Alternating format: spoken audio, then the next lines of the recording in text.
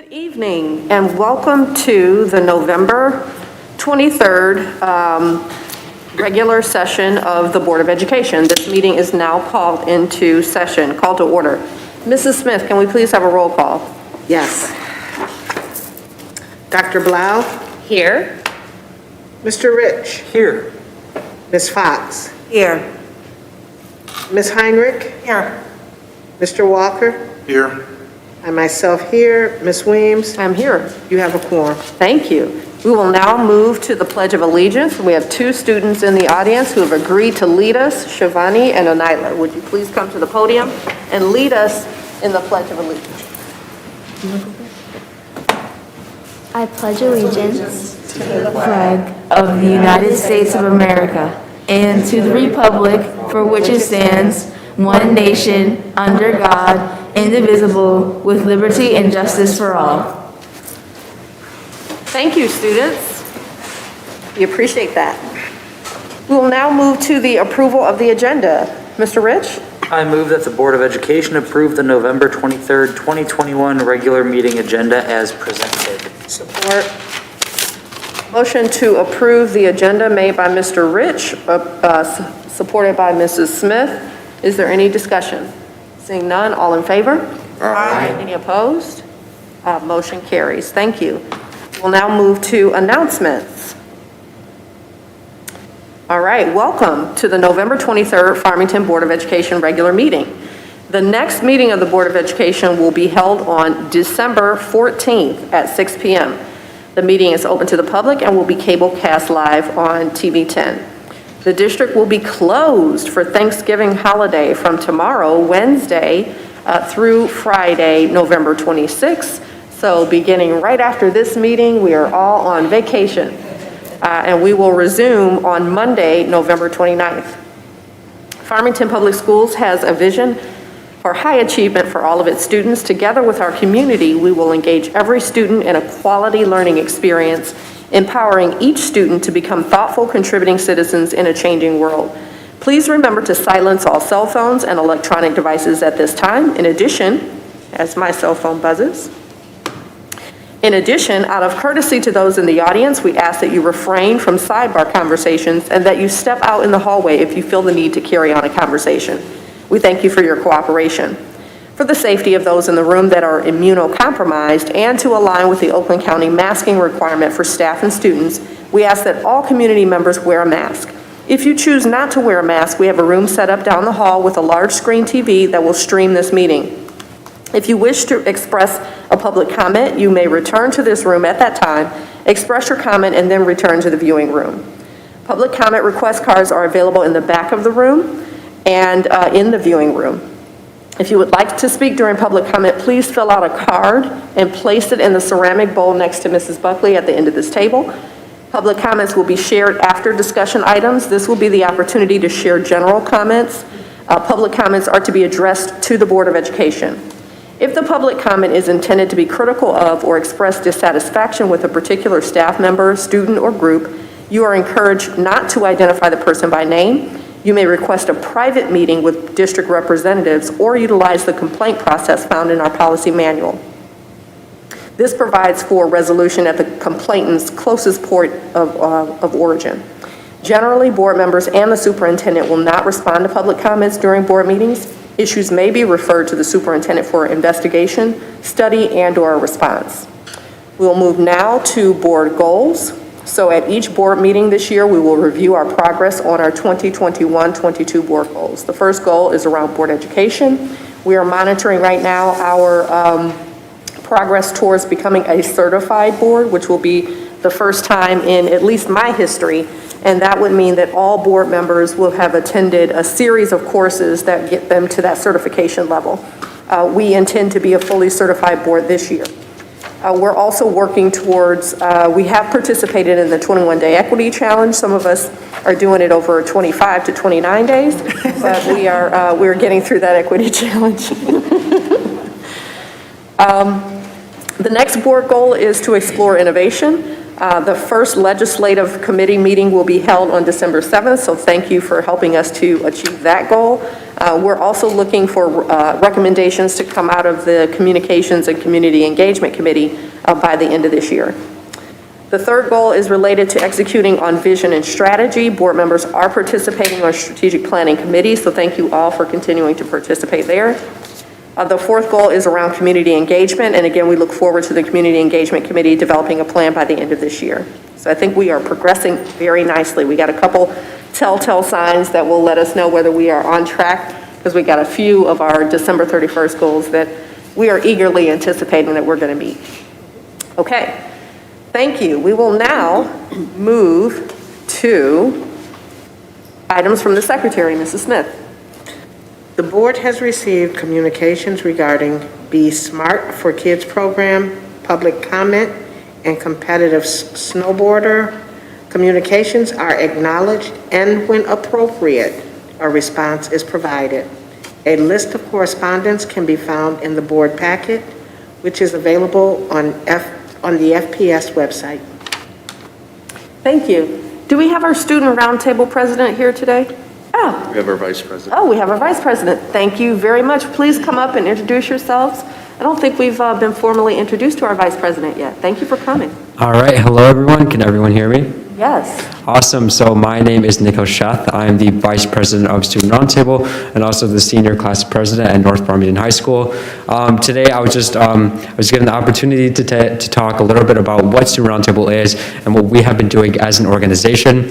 So for those of you who don't know, Student Roundtable is an FPS student organization where student leaders are picked from all three high schools, Central, North, and Farmington. All these student leaders are then combined into one group that is named Student Roundtable. We focus on district initiatives, and we also have our own initiatives throughout the year. So we had a meeting about a week and a half ago. We actually had a planning meeting with Mr. Delgado and Ms. Buckley beforehand, just to review our agenda. So thank you to both of you for that. It really helped to make our meetings go smoothly. So at our actual roundtable meetings, there are three benefits, I would say, to Student Roundtable. Number one, it's so that student leaders can connect with school board officials. So actually, we had an icebreaker where students were then separated into groups and discussed what three items they would bring into the desert. And Mr. Delgado was actually the judge of that. So it was a great way for Mr. Delgado to meet some of the students, as well as for some of the students to meet him as well. The second benefit I want to talk about is that it's a great way for school board members to reach the student demographic. So it's really important that school board members have an easy way to have access to the target market, which of course for FPS is students. At our last meeting, we talked about what to do with the ESSER 3 funds, which is the funds for COVID. Some important student ideas that was brought up is number one, to have a school appointed counselor that we would hire specifically for COVID-related problems or issues. That way students can have one person to go to if they do need help with anything COVID-related. The second idea, which I think personally is a great idea, is that set money aside for the ESSER 3 funds so that teachers can actually attend leadership conferences. A lot of students on Student Roundtable have attended leadership conferences and have sort of garnered these benefits and realized the importance. So a couple benefits of this idea is that number one, these teachers can bond together, and that bonding creates more of a school culture, especially after COVID. That's something that we're really looking forward to. Number two, it's so that teachers can bring back this sort of information that they learned from these conferences back to the students. So again, it's like a full circle that teachers attend these conferences, they learn, and then they bring it back to students. Leadership is very important, and so we want all students in the FPS district to benefit from whatever we do with the ESSER 3 funds. The third benefit of Student Roundtable is we actually have our own initiatives throughout the year. So our initiative this year is self-development, self-growth, especially after the pandemic. It's important that the students grow as a person, as an individual, create their identity. So we actually brainstormed at our last meetings for some potential ideas that we can implement into our group. So some key ideas from there was that number one, we partner with a tutoring company. So So this is so that students have a specific company to go to if they need help in any sort of subjects like science, math, social studies, and English. So we think that partnering with the company would be really beneficial for two reasons. Number one, it's very cost effective. Instead of hiring individual tutors for the district, by partnering with the company, you are saving a lot of money. And number two, it is very efficient. So students know which company is the FPS sort of tutoring center, so students will be able to easily connect with other tutors. Another idea that was brought up is that students can attend these presentations during IST. So we have these IST sessions in school, and we really think that if we bring these speakers in that have these interesting life stories and ideas, the students can benefit from them, because listening to others speak, students can connect their sort of life lessons that these speakers have learned back to their own lives to grow as a person and to become a better individual and a functioning member of society. So that is a little bit about what Student Roundtable is and what we've done at our last meeting. Are there any questions at all? Yes. Yep. Dr. Blau. I was just wondering when you have your meetings. Yeah, so we have it during the school days. We have it once a month, and we usually meet as a group. We actually met in this room, actually, and everyone is just in a rectangle, and so everyone has a chance to speak and to share their ideas. So if board members would like to come and sit in on a meeting, it would be okay? Definitely. I definitely think that would be a great opportunity. Wonderful, thank you so much. Of Dr. course. Blau, they're usually on Tuesdays. I think it may be the first or second Tuesday of every month. Okay. I shared the Yeah. roundtable calendar with all of you. Yes. Thank you. They're definitely on Tuesdays, and they're before school, so it's like, no? School day. Oh, it's during school day? Yep, during the school day. Okay, what's before school then? Nothing?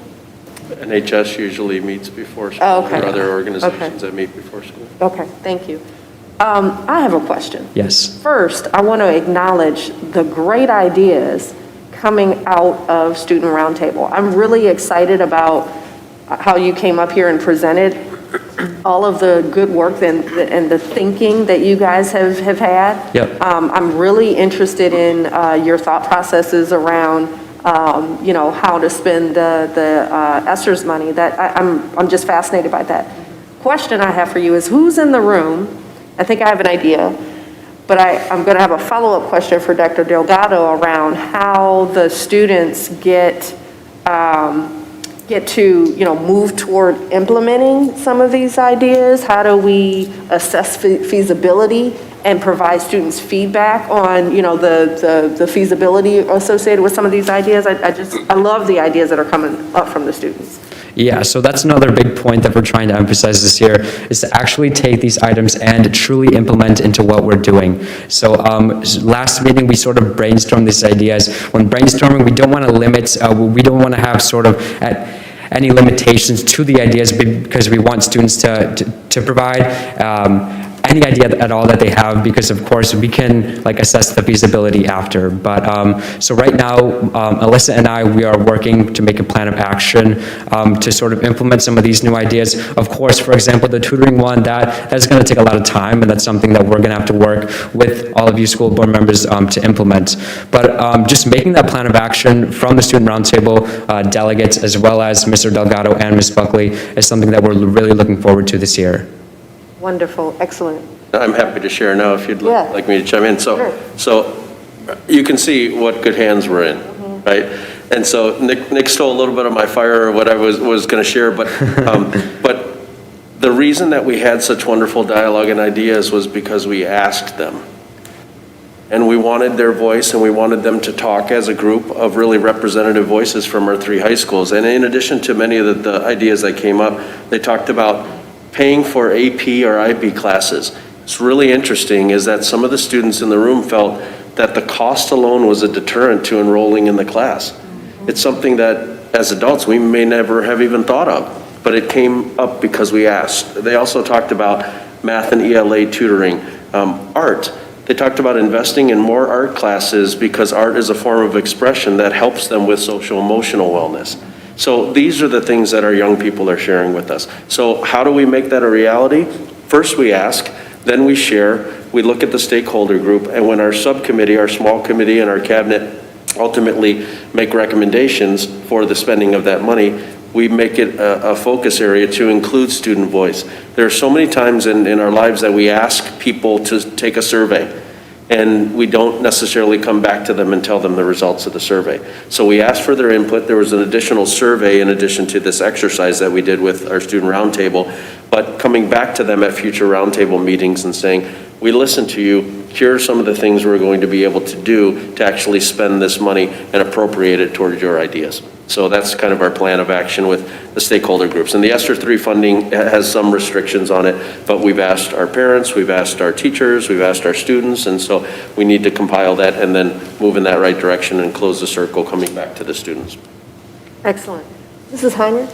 Yeah, this is just really, thank you for coming and sharing all these things. And I just noticed in the calendar that Mrs. Buckley shared, you have that you're going to help the Good Fellows on December 18th to write thank you notes. And I'm a Good Fellow, and I just want to express to you how much help that is and how much the Good Fellows appreciate, because there's so many donors. And last year, because of COVID, we did not have the students help, and it was just it was a huge task that was spread out among the Good Fellows. And so just express appreciation for your service and getting out into the community and bringing your fellow students to help out. Yeah, of course. And if any of the other people in the district, if there's any volunteer opportunities, please feel free to let Alyssa, Ms. Buckley, Mr. Delgado, or myself know. We would love to get more involved in the community and volunteer, but thank you for that. Mrs. Smith? First, I'd like to say thank you for coming out, especially since we're going into the holidays, and you are here as a young individual that came into a board meeting tonight. So I appreciate your coming. You speak on where you all can volunteer to help us. Where do you want us to come and help you? So if you need us, feel free to reach out, and we will be more than happy and willing to help you as volunteers ourselves. Awesome. Yep. Again, Ms. Weems, with the idea of the feasibility, I think having school board members there will be very helpful. Very good. Thank you so much for presenting to us. We appreciate you. Yep, of course. And if anyone has any other questions, feel free to let me know. Thank you again. My name's Nick Hill. Thank you.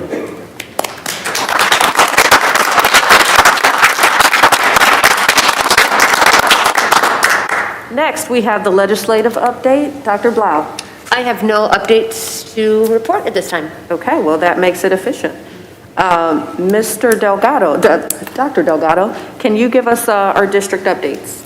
Absolutely, my pleasure. So a few items from me. So first of all, congratulations to the Farmington area Good Fellows. Today is the last day of the 23-day canned food drive. So anywhere you went, our schools and other places, you could see hundreds and hundreds of donations, and it really is a community effort, a long-standing tradition. So we appreciate everyone's support of that.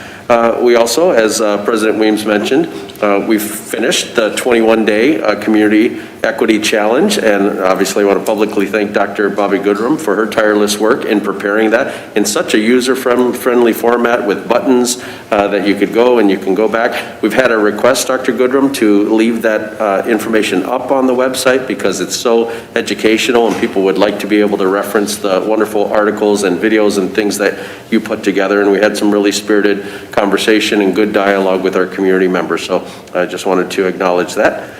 Speaking of diversity, I, along with other board members and many community officials, were able to attend the 6th annual Adult ESA Cultural Thanksgiving celebration today. So a really wonderful tradition of representing all of the diversity we have in our district and in the broader area.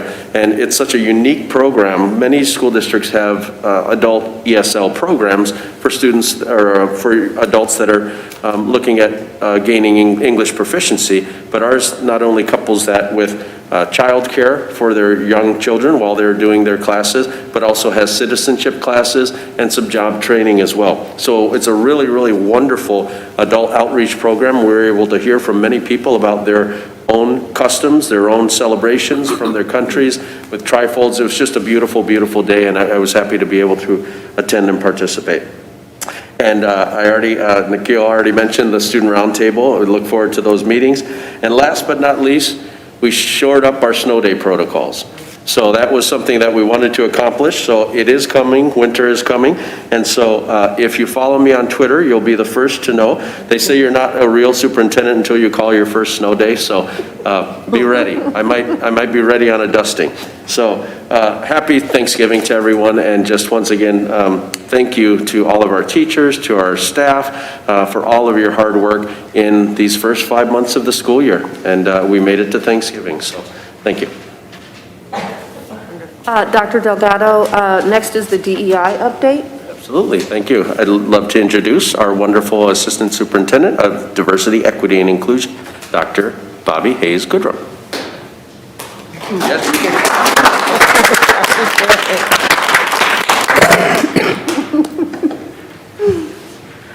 Yes, Excuse, the students are very excited. We don't typically clap before people just come up and talk, but it's okay. I'll take all the clapping I can get. Where's the, oh, this is a PowerPoint. You guys are always keeping us on our feet with switching things up. Just when I got used to Google Slides, I can't figure out how to present us a PowerPoint. just go to There we go. slideshow. Yeah. There we go. All right, and good evening. So just wanted to update you. We're gonna always start, I'm gonna just show the invitation to Brave Space, but I'm not gonna read it because I do not want to be the person who keeps us here the night before break. Again, our definition of educational equity, because we want to keep emphasizing what equity is just making sure that every person has, every one of our students especially, have what they need to have positive outcomes and high-quality learning experiences, regardless of their individual characteristics and group memberships.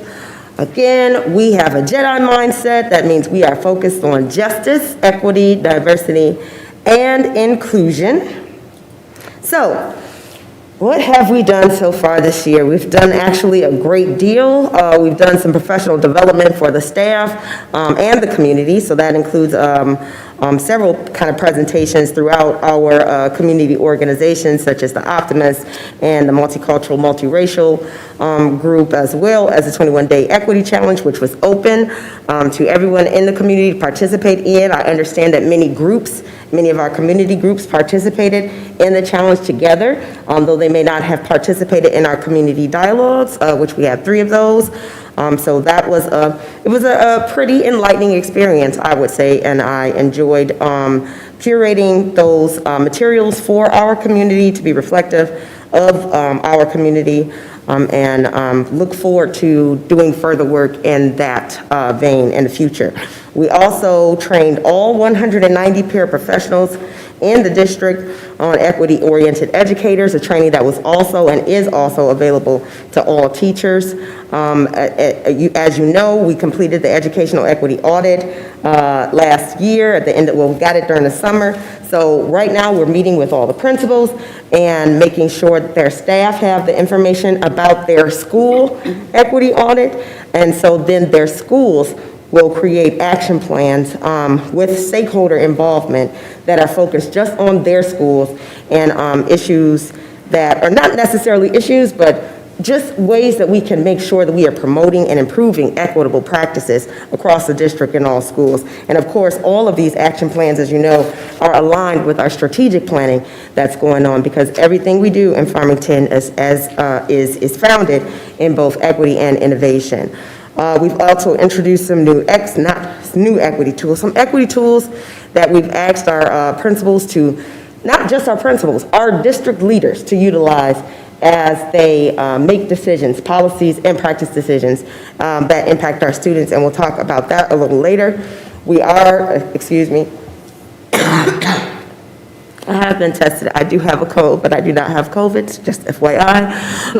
But we have also gotten the ball rolling, and we believe that we will be up and running for centralized enrollment for this upcoming school year. The reason that this falls under DEI, just so that everyone knows, is we're really looking to streamline our processes to connect our families to services that they may need, as far as EL services, special education services, and even any types of community support that they may need, just as we have found that sometimes it has been difficult for some of our new families to navigate our systems, which we have a great deal of resources, but sometimes it's difficult for them to get access to all of those resources. So we want to streamline our streamline that process. Again, making sure that our district is as welcoming as possible to all of our families. We are also working on our multi-tiered systems for success, so our MTSS process, and looking at students who are having some challenges, some academic challenges, or some social emotional challenges, and shoring up our guidebook, our handbook for that, and our processes for our principals and our school leaders to make sure that every student has the ability to get whatever services they may need, whether it be some additional literacy support, some additional math support, some additional attention, so that we can, keep all of our students rising, and make sure that nobody gets left behind. And also, as you all know, back in 2019, you all approved our Positive Culture Handbook. And so we are really, now that we're back in session, really rolling it out, trying to make sure that every single member of our school community has a good understanding of what it means. So I think now, I just want to walk you right through when I talk about the equity tools, just asking people to consider these questions as they are making decisions. So it's just kind of like, what is the overarching purpose of each proposal? Is it resourced to guarantee full implementation and monitoring? Which identity groups could be inequitably affected by this policy and practice? Which racial or ethnic group may have the most concerns with this policy or practice, and why? What unintended consequences could result from the policy and practice, inequities or otherwise, just to make sure that we are not inadvertently creating policies and practices that perpetuate inequities within our district. Another tool that was introduced is the stakeholder map that really looks to create win-wins. So looking at any of our big kind of decisions or decisions that have an impact on students, like even right now as we're looking at how we're going to use ESSER funds. How can we create win-wins? Where do we have alignment within all our stakeholders? Those are the things that we want to focus on to make sure that we aren't leaving any stakeholders out in our decision-making process and trying to take all perspectives into account. So those were just a couple of things that we have been looking at as a district. And now I'd like to bring up some special guests that I have. I'm going to allow them to introduce themselves. Hello everyone, my name is Shivani Salvi and I'm an 8th grader at Power Middle School. Hello, everyone. My name is Anaya Pai, and I'm an 8th grader from Warner Middle School. So I'm part of the District Diversity Club, which is IDEA, which stands for Inclusion, Diversity, Equity, and Acceptance. And I'm also part of the School District Diversity Club. And on a school level right now, we're educating ourselves about diversity at this point. So we've been reading books and discussing ways that we can meet up with our rest of our school and just educate them about diversity. We're doing monthly newsletters every single month, and we're getting our student input from those newsletters, and that's the thing we did last year too. We're going to be continuing it this year. So back to our District Diversity Club. Our goal is to create a more inclusive and socially just Farmington community. And some of our key concepts is that while we have much in common, we are still a community of learners who may have different views, experiences, stories, and/or identities. We regard our diversity as a strength. And another key concept is that social justice is the notion that all people deserve equitable rights, opportunities, and access to resources. I'm going to ask Shivani to hold on just for a second.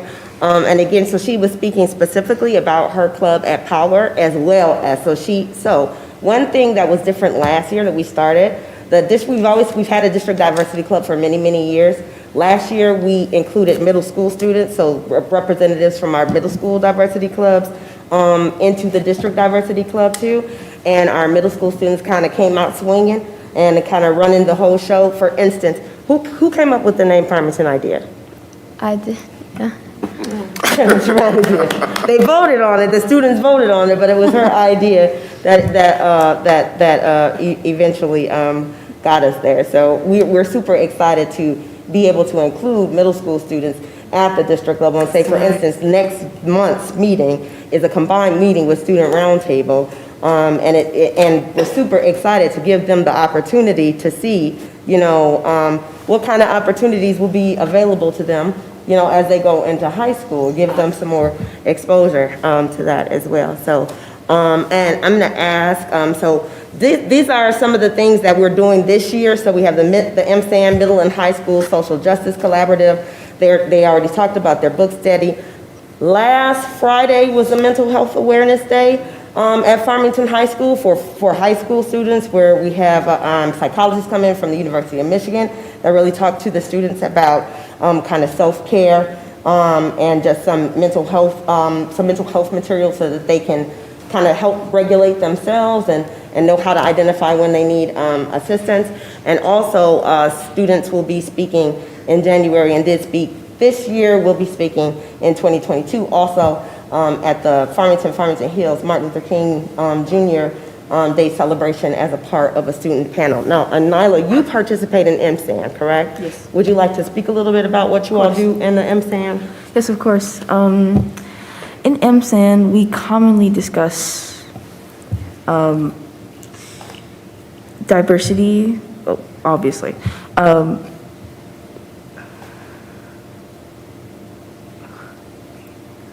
Do you remember who the last speaker was? Dr. Love? Oh, yes, Dr. Bettina Love. She came on and spoke about abolitionism. I learned what abolitionism truly meant that day, and abolition means coming together to change the current demographic. Like, for example, in schools, making punishments less punishable and more rehabilitative. Same thing for our own social justice system, where if a teenager shoplifts, they go to juvie for like 5 years. And while it should be more rehabilitative, so they don't miss out on what is their childhood. Thank you. All right, and also I'm going to have, and then Nyla, you didn't get to speak about what you guys are doing over at Power, and so you can, Warner, I'm sorry, Power, Warner. So you can talk about what's going on at Warner, and then I'm going to ask you to talk about our big thing that we do every year is a diversity conference that we host that is open to other districts within Oakland County. So we have, other high schools that participate with us. It is planned by the students, it is facilitated by the students, and we had it virtually last year, and they did an amazing job. Shivani was one of the facilitators of the session last year, and they just did a great job. But we've started planning for next year, and then I was going to talk a little bit about the Diversity Club at Warner, and then it's going to take you through where we are right now in planning our 2022 conference. So at our school, our club is called Ymca Diversity Club.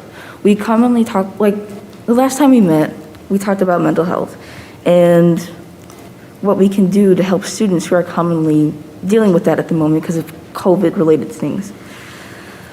We talked about letting kids be able to share how they feel and giving them that open space to really talk and sympathize with other people. Same thing with teachers. We recently lost our principal, Mr. Archer. So there's still some grief flying around about that. We also commonly talk about diversity, spreading diversity, the word of diversity in our school, letting it be known that everybody is welcome in our school and that no one should ever feel unequal, regardless of whatever sexual orientation, race, gender, or whatever expression that you have should not be counted against you.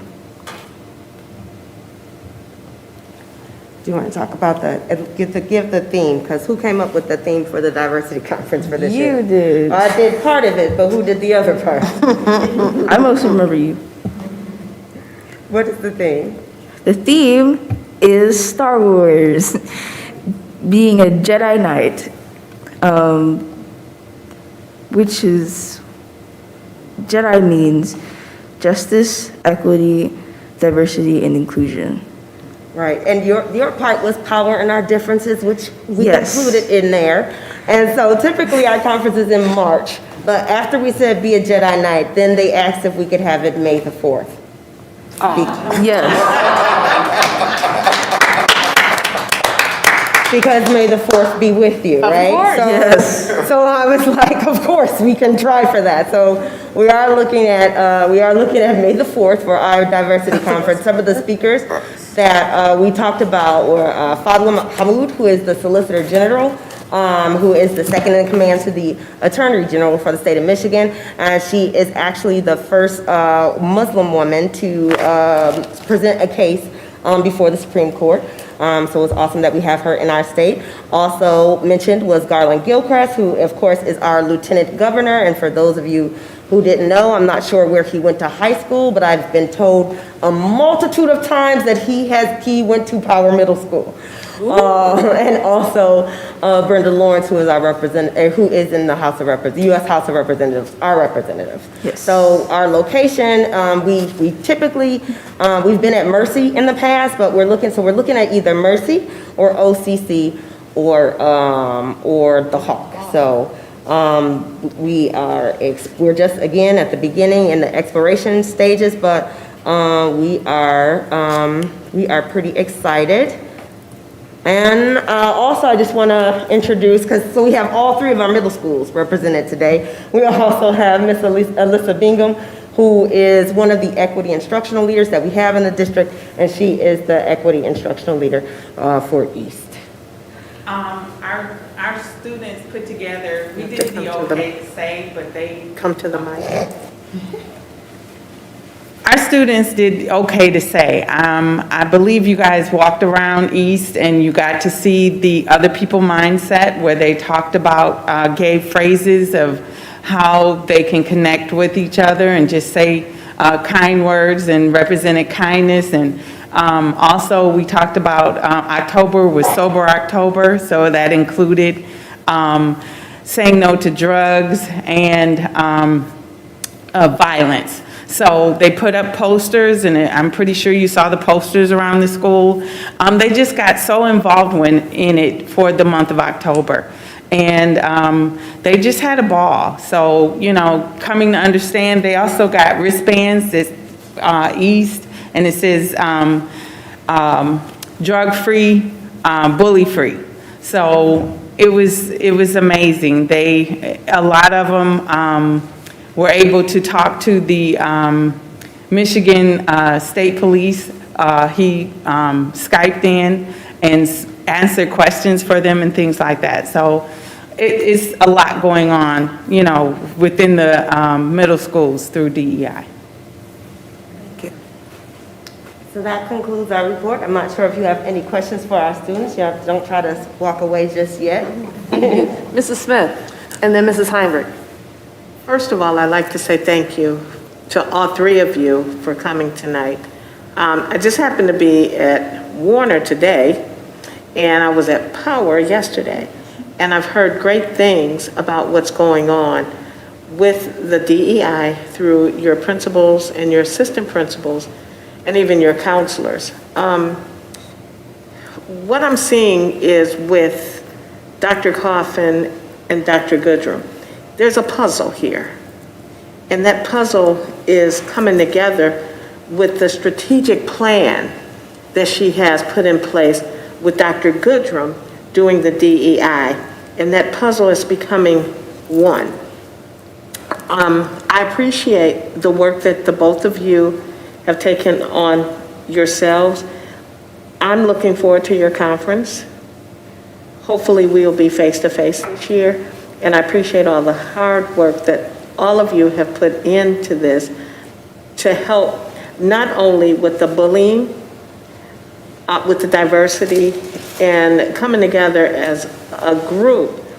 And again, under the great leadership of Dr. Delgado and his cabinet, with what they're doing, it's phenomenal. This is what I've been waiting for and looking for forever.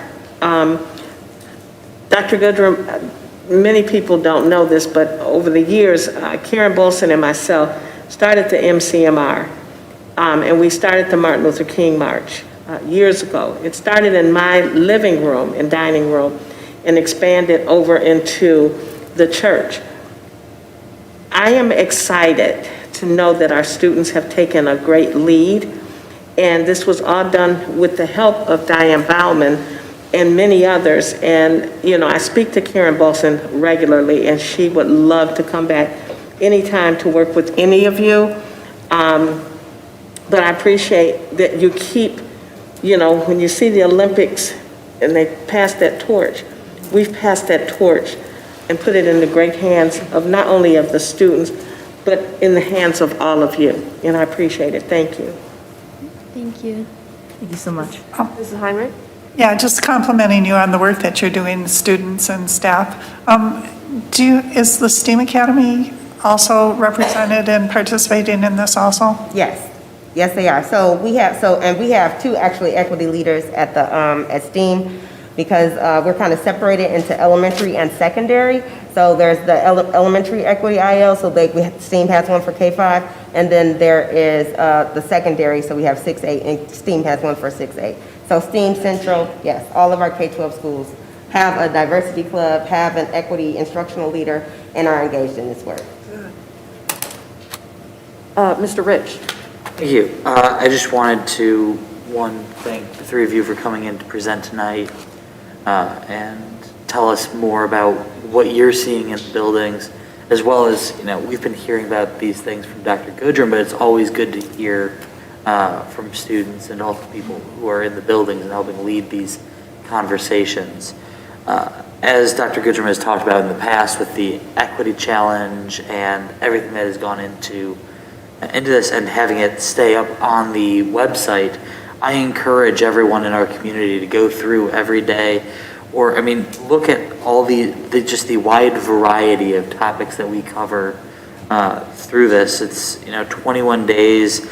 Some of those are the weekly wonderings and reflections, but it's not just what people think it is. It's not just about race. It's also looking at the different perspectives of people. It's looking at where we came from. So that day number 1 is Farmington and Farmington Hills history. So where was our community? How did it start? Because that gives us a good idea of how we got to where we are today is where we started from. And then looking at things like wealth inequality, ableism, gender and sexuality, looking at bias training, equality, looking at even microaggressions. Some people still don't understand what that means.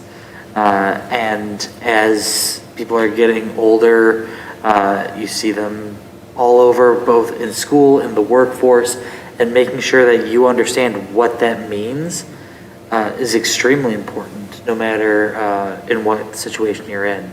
So please take a look at that if you haven't already. I'm sure Dr. Goodrum will be there to answer any questions that you might have. But thank you so much for your continued efforts and work in this. I echo all of these sentiments. Thank you so much for coming to present to us today. Thank you. Thank you so much.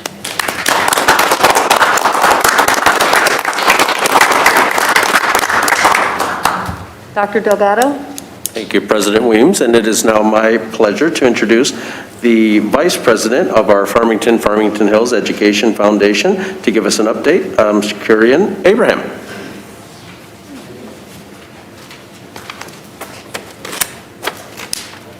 Thank you, Dr. Delgado.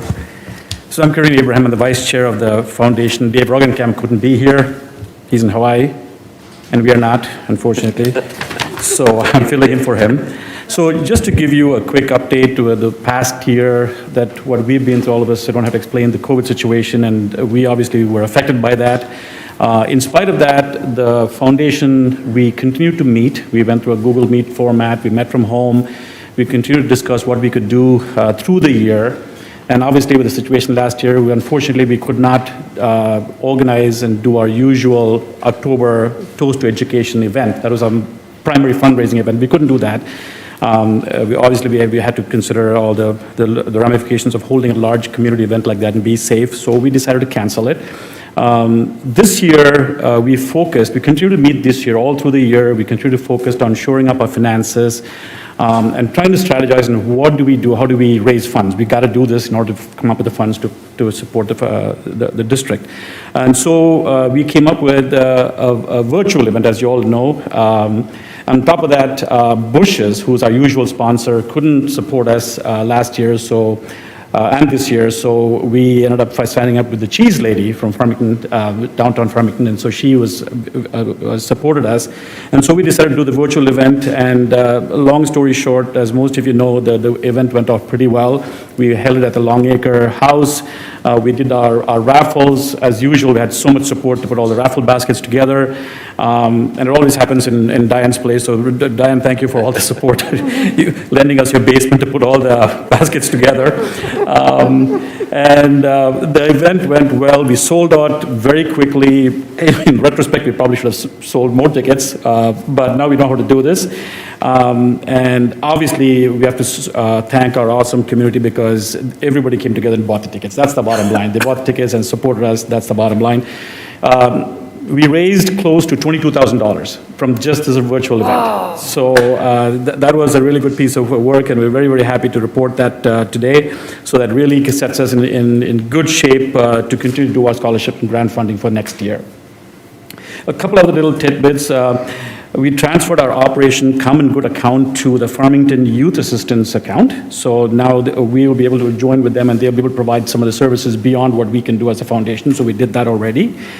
We've already given out this year, based on the finances we have, $13,500 have been given out in grants and scholarships for this year. And we have also established several funds to support the school district and scholarships for the coming year. Our goal for 2022 is to launch an enhanced Friends and Alumni network so we can leverage that for more fundraising for the next coming year. And we'll continue to revamp our QuickBooks account and get more efficient that way. On the recruitment side, we did have a few resignations for various reasons, and we are in the process of actively recruiting more members and a much more diverse membership.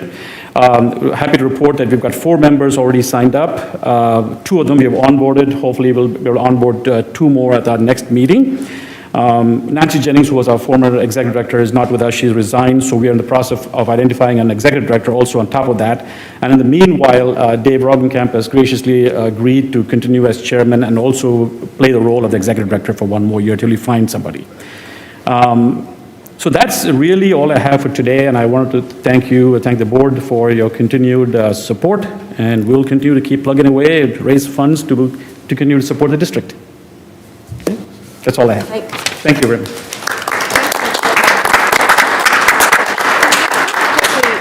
Really appreciate everything that the Education Foundation has done in the past and continues to do. Congratulations on a successful fundraising effort. I really thoroughly enjoyed the toast this year and really glad to hear that it was successful, both in terms of participation and people enjoying it and the fundraising effort. So congratulations. Thank you. Dr. Delgado? Thank you, President Weems, and it is my pleasure to introduce our wonderful Executive Director of the Farmington Family YMCA, Doug Edwards, to present the Camp Riley Report. I believe with him he has Lauren Savage and Tanya Murphy, the Program Directors for Farmington Family YMCA.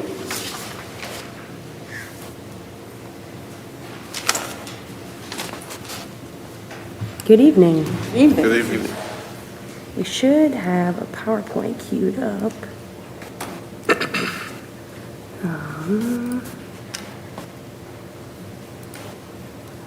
Okay.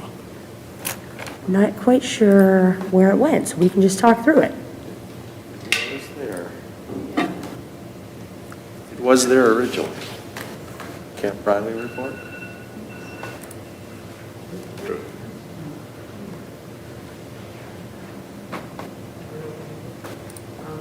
you want me to see if Jason can get back up there?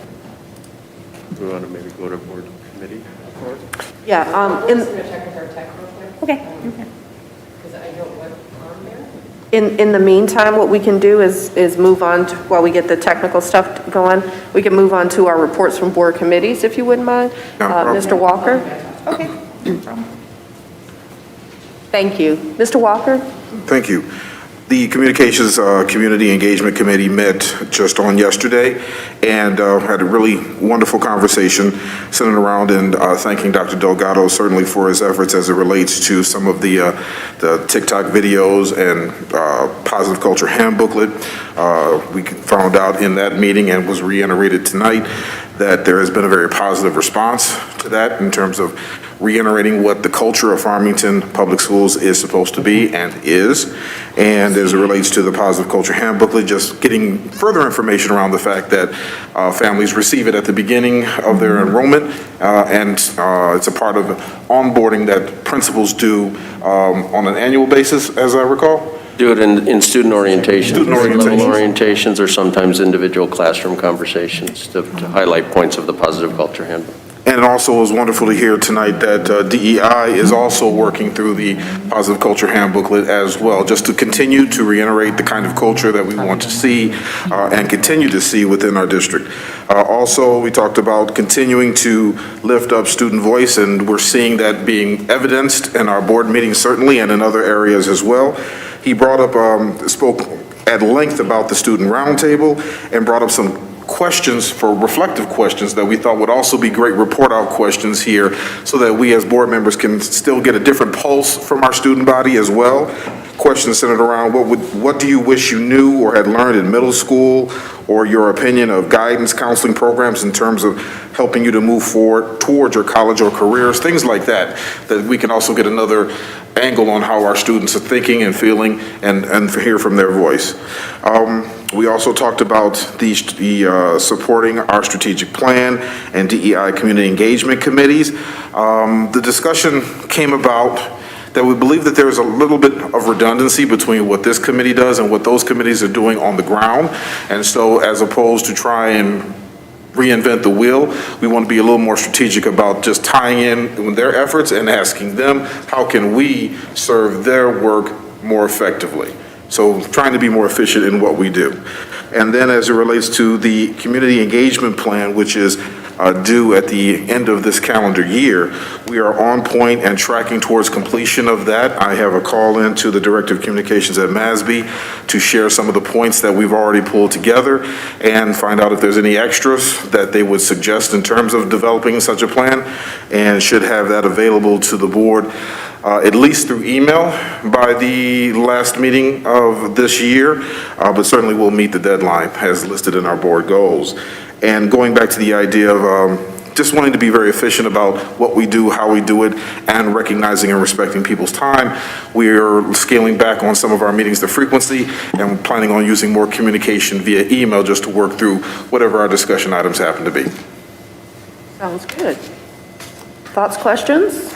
Thank you for that report, and thank you for keeping us on track with our goals. At this time, I think we may have the presentation available, or no? Doesn't look like it? Mrs. Buckley is still working. Oh, okay. Then we can move to maybe our first discussion item, which is the board organizational meeting. So I know that this was brought up in past meetings as well as last year, about a year and a few months ago, just looking at when the board would do our organizational meeting, which is for the election of board officers as well as committee assignments.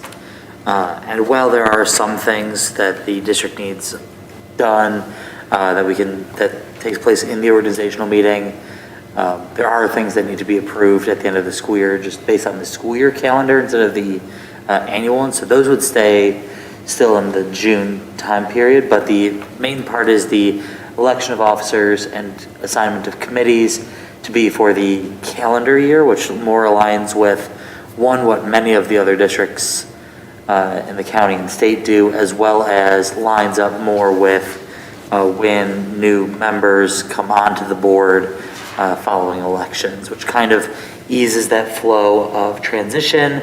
There isn't a then need to do an emergency meeting to change up officers and find different committees, things like that. And so that's what's been discussed in the past.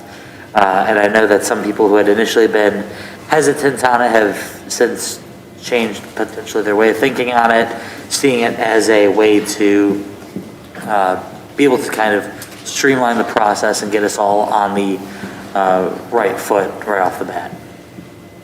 So it sounds like, as some background, the policy committee had a discussion related to this as we requested them to.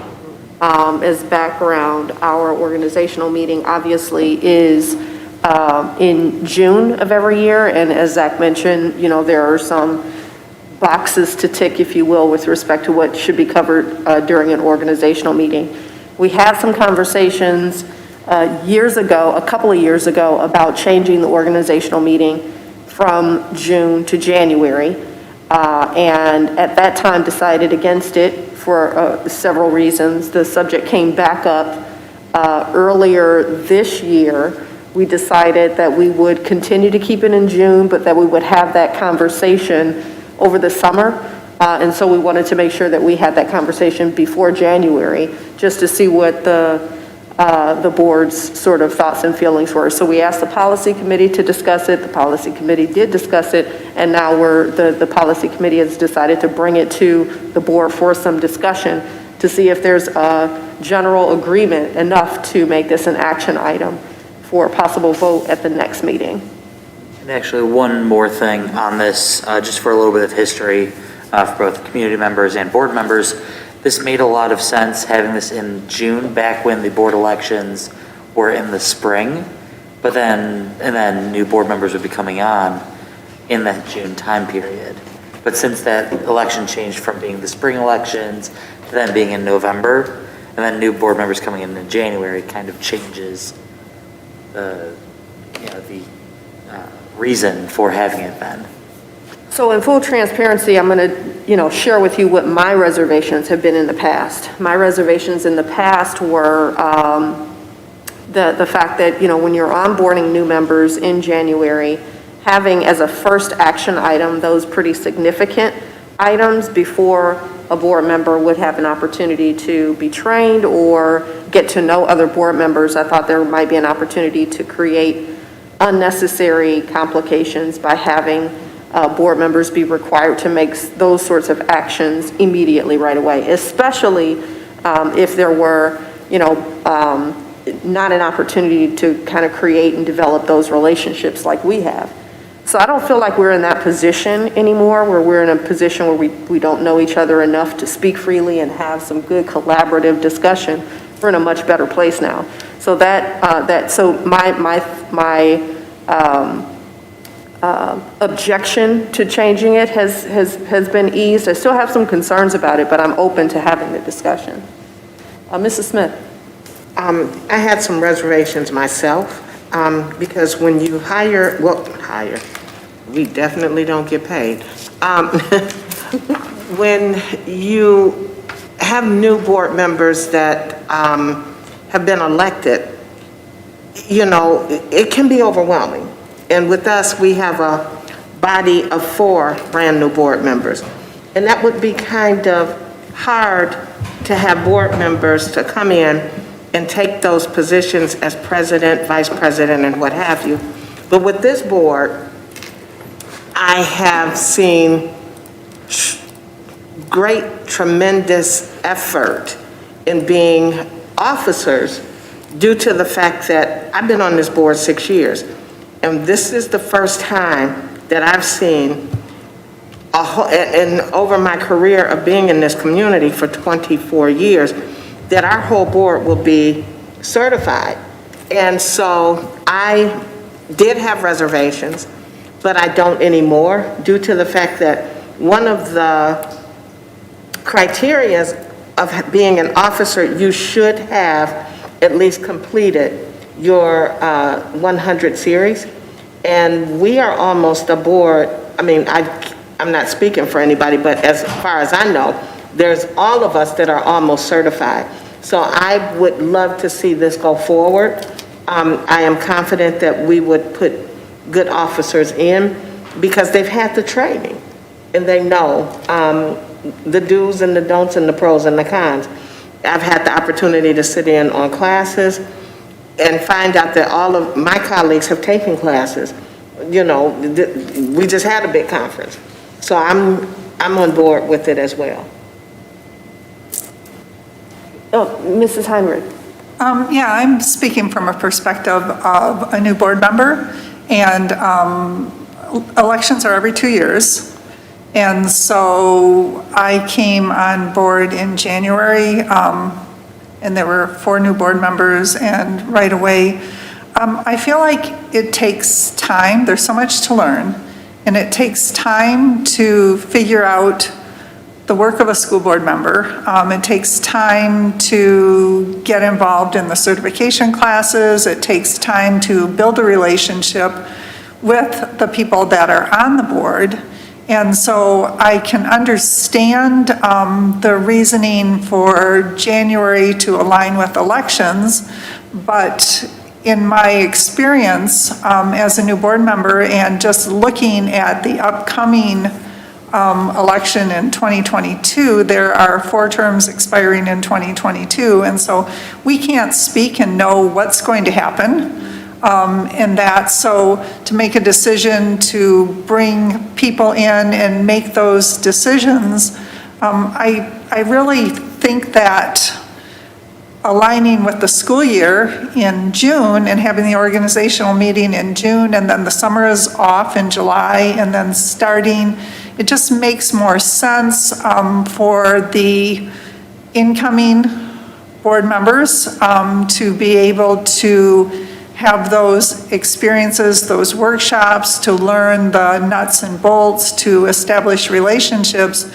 rather than being put in a decision, in a position to make decisions that I don't know that can be well thought out decisions. And so, you know, you don't want to go back, flip-flop every 2 years, have it, you know, in January and then June, and January and June. So it's, I've heard the argument that there's a lot of boards that do this in January and it works well, but there are also a lot of boards that do it in June. It's not, it's like when the kid comes home from school and says, Mom, I'm the only one, you know, that doesn't do that. Well, we're not the only school district that has their traditionally election of officers. And I know that 2021 was an unusual year. I mean, we just had a lot of things going on, and you know, there's been a lot of changes and upheavals, but I think it's, I guess, more responsible and respectful of bringing new people in to give them a chance to actually form those relationships, learn about the work of the board and the responsibilities and that type of thing. So that's my opinion. Thank you. Mr. Walker. Mrs. Heinrich literally stole every last one of my Cliff Notes, literally. So I just want to very quickly and briefly reiterate, it is overwhelming, as Board Member Smith mentioned coming in. It is overwhelming.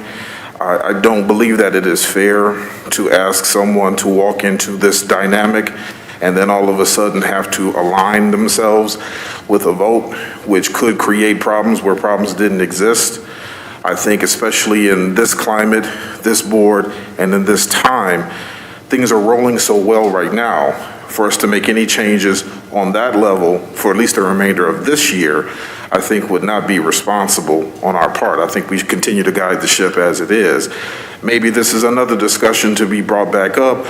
Once you've had that election next year, you have a full complement of people sitting in full terms at that point in time, with the exception of the seat that I currently hold. There's another 2 years left to this particular seat, but then the other 6 will have full 6-year terms tied to them in some capacity.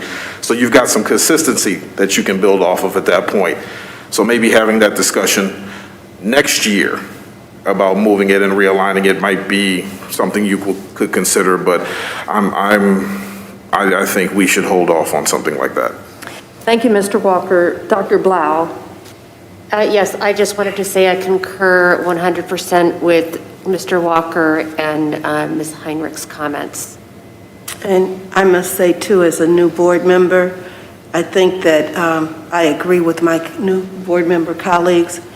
I really believe that you're setting people up to fail because they have not been properly acclimated into this new world called school board. So I agree with my colleagues as well. Thank you. And Mrs. Smith?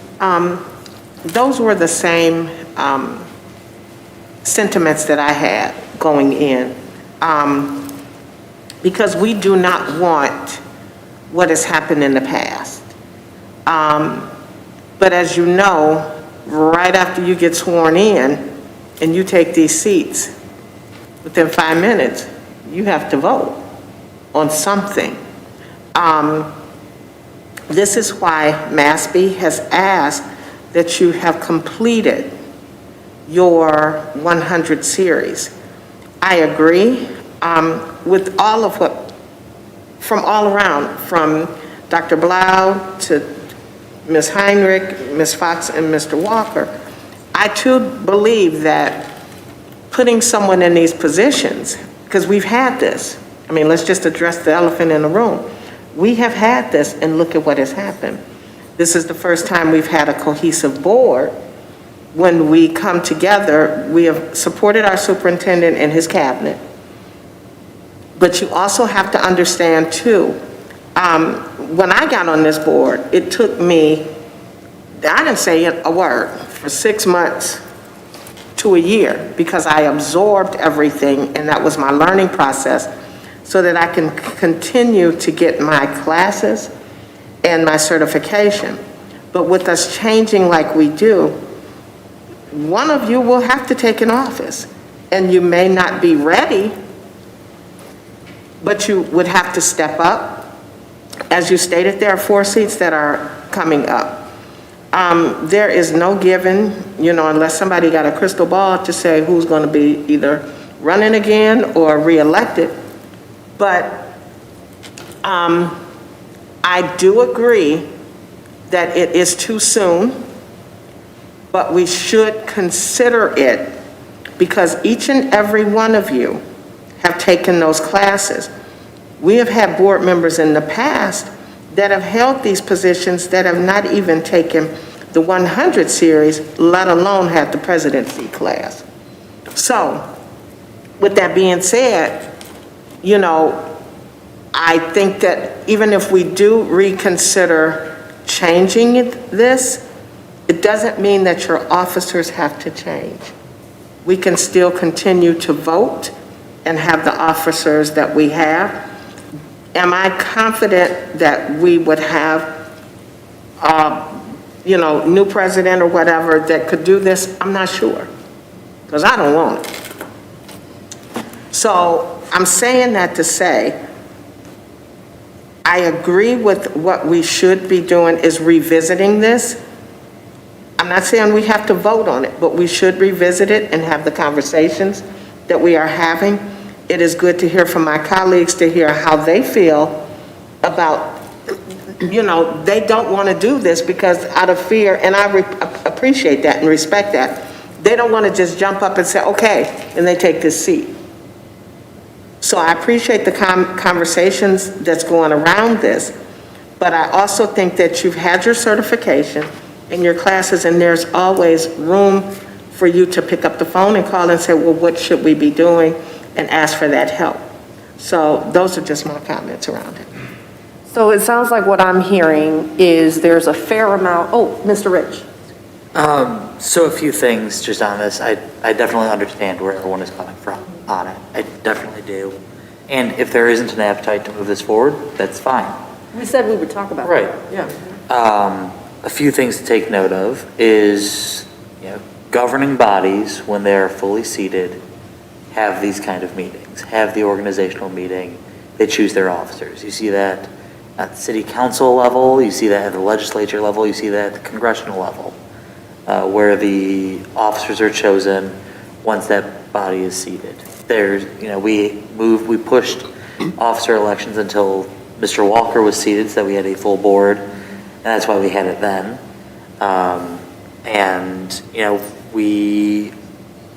A lot of the times we've had either an officer leave at the end of the school year because their term was up, and then had to select a new officer for that position, or they left, or there was some other reason that there was an officership opening coming into January, and then we had to do officer elections anyway. And so having this sets us up so that we're not scrambling every time that there's an opening in January, which we've seen time and time again right after an election, for at least the last few times around. So that's my comments on that. I think it's best to have this, and set this precedent moving forward that this is when it happens. I understand it's a hard decision to make, especially when you might not know your fellow board members who you're going to be working with, but at the same time, if new board members come in, the last thing that you want is them to say, well, this person who is in this role, I don't believe that they should be in this role, and a majority of the new board doesn't believe that.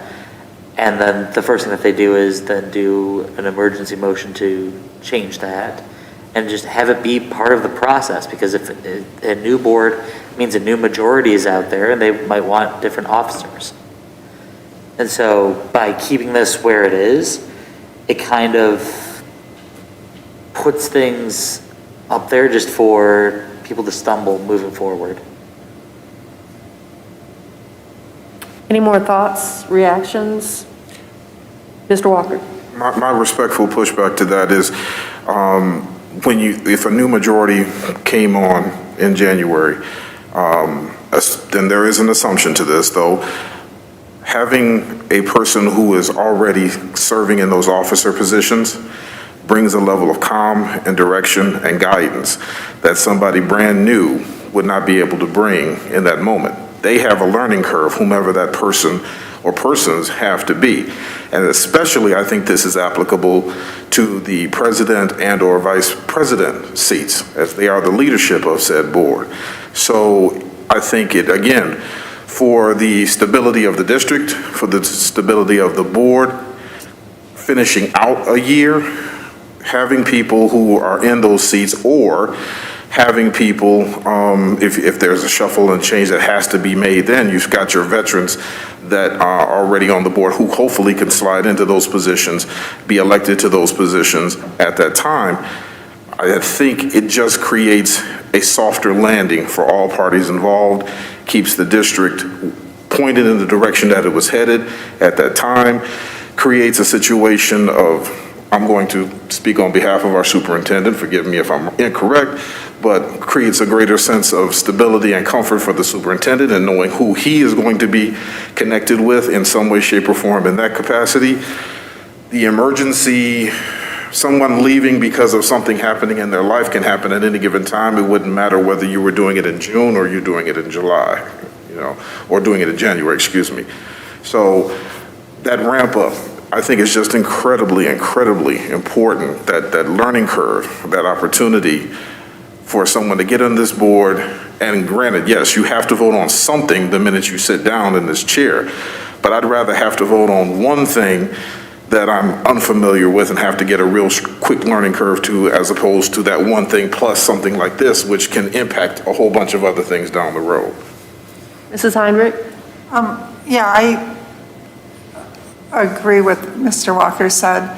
And, in these situations, there are vacancies. And I'm just got an email today from Oakland County School Board Association. The secretary got a new job and resigned, and they're not having a whole new organizational meeting and electing new officers because of one change.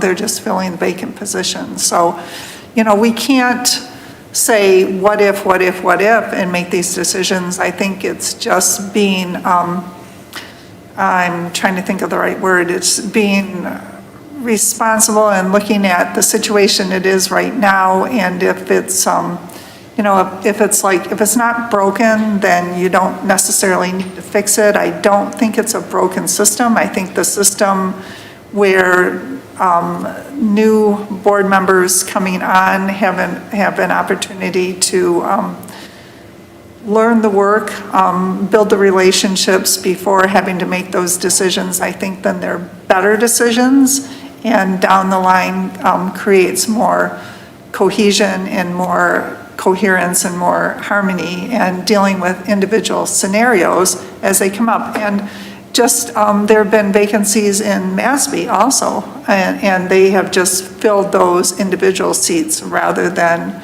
having a whole new, so you don't necessarily call a whole new organizational meeting because of one change. And so it's not, I think our decision on this isn't predicting what if, and I understand that there are all sorts of governing organizations, but this is our school board organization, and the school district runs on you know, September to, or August until June calendar. And so to align our organizational meeting with the school district calendar, it just seems to make sense to me. Mrs. Smith? Any decision that we make as a board, once you stand there and you raise your hand and you're sworn in and you take a seat behind here, any decision that you make is important. I think the decisions that we make by voting on doing what's right for the students in this community, our financial decisions or whatever, those are important as well. Being a member of this community for 24 years, I've seen board members that have been on here for a long time, and I've seen board members since I've been here that have been on here a long time that have had these positions that just should not have had them. Whether they resigned, whether their term was up, or whether that seat position was up. So at the end of the day, regardless of whatever, I think that any decision that we make is important. Will it cause discord? Probably. I've seen people sit in this seat that we thought that would probably not cause discord or tear this board apart, and they did. You don't think they would, but did they have their certification? Yes. Had they taken the presidency class? I don't know. But I feel that with Ms. Weems being our president, I have seen a drastic change over the past 6 years of how this board is being ran. And then with us placing in the superintendent that we have, this has become one of the most functioning boards. Yeah, there's going to be arguments and disagreements. Show me a perfect marriage and I'll show you a lie. So are we going to have a perfect board? Absolutely not. There's going to be disagreements, there's going to be arguments, whatever. But as long as we can come together as a board, that'll be fine. As long as we work together and support our superintendent and his cabinet, I think we'll be okay. But that's the purpose of having these kind of conversations, is because you have to look at, regardless if we have this change now or in June, you're looking at probably 4 new board members. So what's going to happen then? Are you going to have this conversation later on and say, we're not ready? So we have to do, work together and figure out how to solve this. And that's the only thing I can say, is just maybe we should, I understand what all of you are saying because you all are new. But I feel that, Ms. Heinrich, you've done a great job as our treasurer. That's a position that nobody wants on this board. I'm just going to be honest about it. Nobody wants it. We have all ran from it. I have stayed in the... I appreciate the numbers. And I appreciate it. The numbers are, No one wants to sign up and do legislation. Well, I would. But no one wants to step up and be president or secretary. So you all have to think of what is best for these students, the staff in this district, and to help the superintendent. So that's all I got to say about it. So I appreciate the discussion on this. We said we would have discussion, which I'm pleased that we're having, and I really appreciate the open, honest, robust conversation. It sounds to me like we're not quite ready to bring forth in action for the December meeting, so we'll pause on that. But if things change and we want to have a discussion again, we will have a discussion again. So that's the beauty of us working collaboratively together. Thank you. So I think at this point, we're ready to go back to our discussion item. Did I mention that we have the YMCA here? Please come on up. We have your presentation ready. Again, we have Doug Edwards, our wonderful, always happy, energetic executive director, and then Lauren Savage and Tanya Murphy. They're incredible program directors from our Farmington Family YMCA. Thank you. Welcome. Thank you. Thank you for having us. As he mentioned, my name is Lauren Savage. I'm actually an FPS alum as well, and I have the pleasure of running youth programs through the Farmington Family YMCA. This is my co-director, Tanya Murphy, and we operate all of the before and after school programs for all of Farmington Public Schools, and we also operated Camp Riley for the summer of 2021.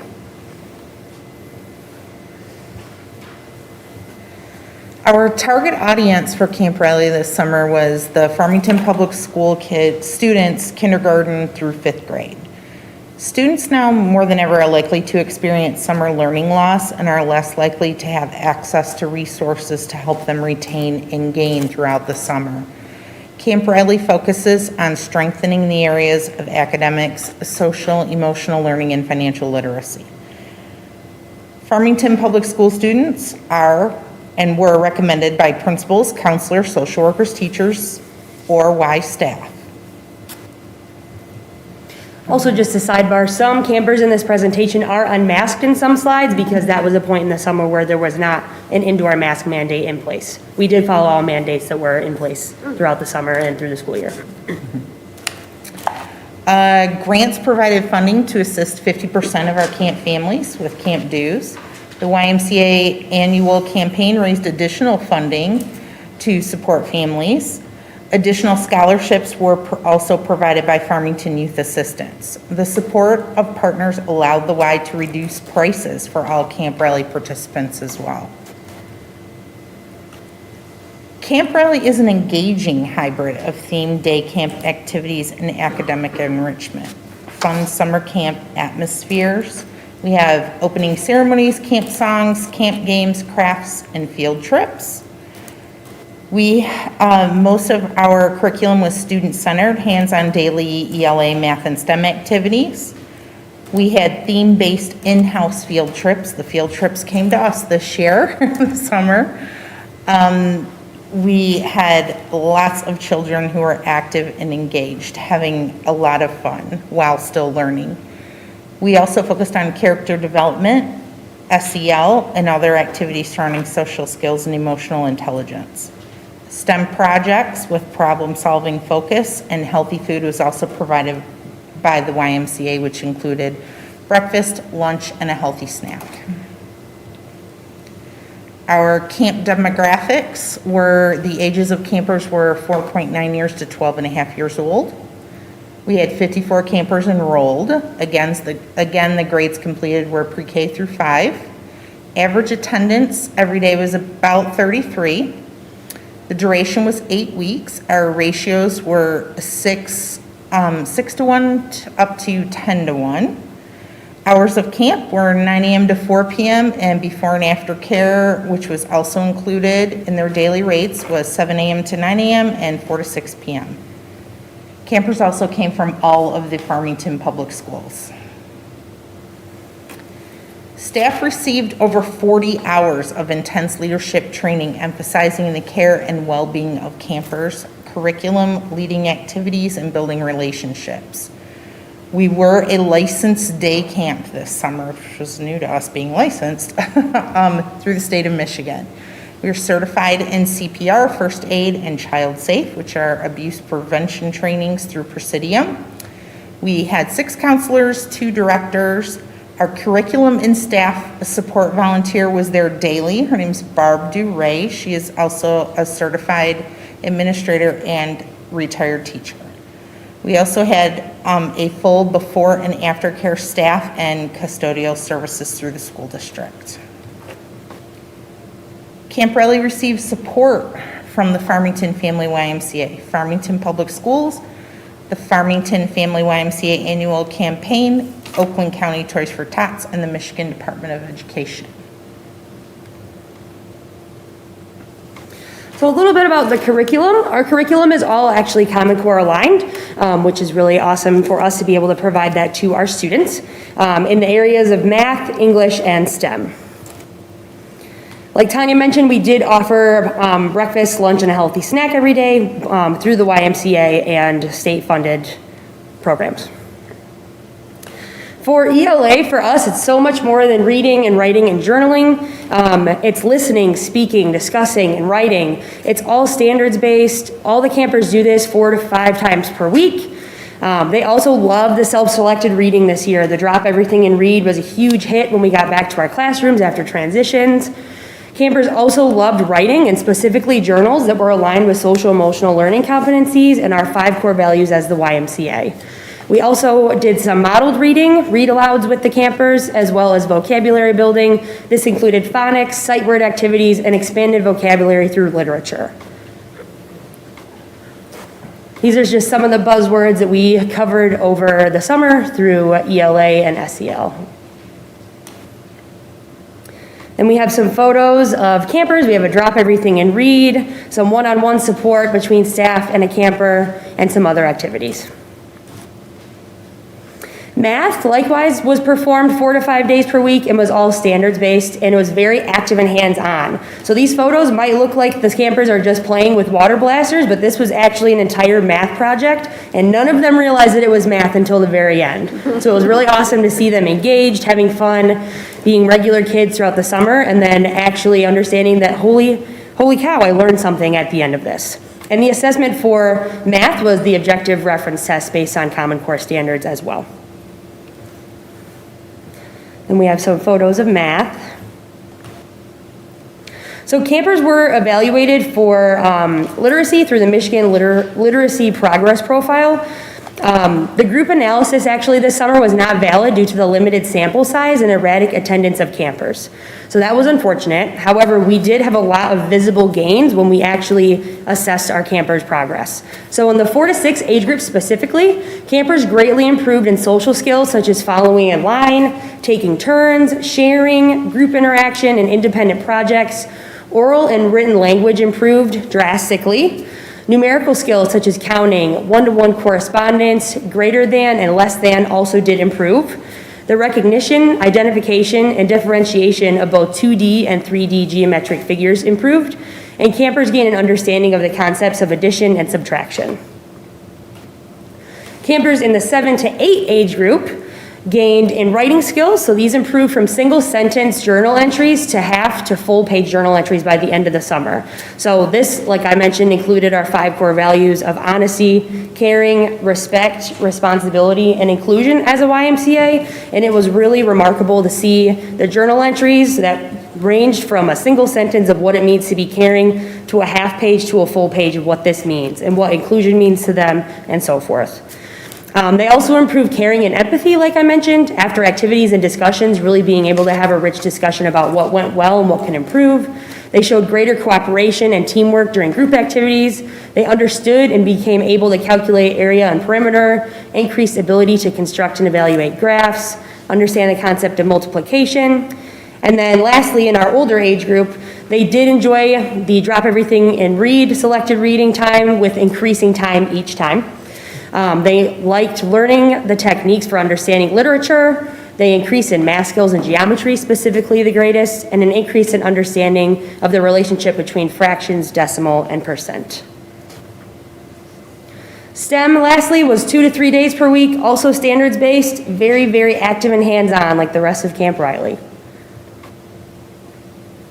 And then a little bit more about social emotional learning and core values. All group activities were provided and individuals were supported in an inclusive environment by staff. The core values were all emphasized through literature, daily conversation, during a small group time that they were assigned to with their peers, and writing and teachable moments. The field trips this year included National Park Service, dynamic school assemblies, Little Creatures animal shows, Mad Science Detroit, Arts and Scraps, Y Arts, B's and the D, and then we also did bus the campers weekly on Fridays for swimming for a few hours a week. Special thank you to all who made this summer and every summer at Camp Riley possible. Farmington Public Schools, thank you very much. Farmington Youth Assistance, the Farmington YMCA and its annual campaign, Oakland County Toys for Tots, Michigan Department of Education, Farmington and Farmington Hills Foundation for Youth and Families, and our curriculum extraordinaire, Barb DeRay. Thank you. Thank you. I just want to say that this partnership is extremely important. The work you're doing over the summer and the before and after school programming is so critical, especially now in this environment where we know that we've got to address student social emotional health and all of those things. So thank you for everything that you're doing, and I especially appreciate the presentation. Mrs. Smith. Well, Ms. Savage, it's great seeing you again. It's great seeing you doing this. There is no way I would have expected anything less of you. What you all don't realize, she threw in real quickly, she's alumni. Well, Lauren used to be our head snare drum over the drum at Farmington High School with my daughter. So I would not have expected anything less of you. And I appreciate all that you're doing. You're doing exactly what I thought you would do, is help kids. Keep doing a great job with all of what you're doing, and make it fly, Falcon. Thank you. Thank you so much. Mrs. Heinrich. Yeah, you said that the students were recommended by their teachers in Farmington schools. So did they have like certain academic criteria to recommend them? I mean, were they like at-risk students or just kids there? It really depended on the circumstances, and it's really all case by case. So some students really needed childcare for the summer. Some students needed some additional support academically. It really just depended, and we had individual teachers come to us, and then we would work with each individual student as they were recommended. And is that the only way to get in, is by teacher recommendation, or is it open to all students in the school district? It's open to all K through 5 students in Farmington Public Schools. Oh, and then do they have to sign up for the whole summer, or can they just do part of the summer if they have family vacations and other things? Nope, so they would sign up week to week, so they can choose 1 week, they could choose 8 weeks, whatever they want to do, and whatever works best for their family schedule. I just love this program, and it wish I could be a kid again, so thank you for all the Yeah, work. no problem. Registration for Camp Riley actually opens this Friday as well, so this was well timed. Awesome.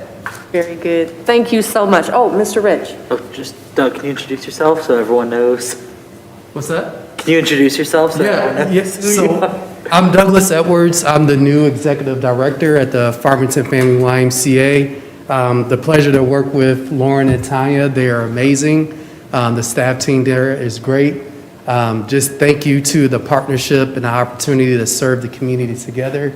Diane Baldwin is great. Dr. Delgado, me and him have met several months ago, and it's a pleasure to meet all of you as well. And I look forward to coming to a few more board meetings to introduce myself and speak to you even more. So, and definitely Dr. Goodrum, definitely look forward to speaking with you more about our dig. I'm also the DIG co-chair for our association of the YMCA in Metropolitan Detroit.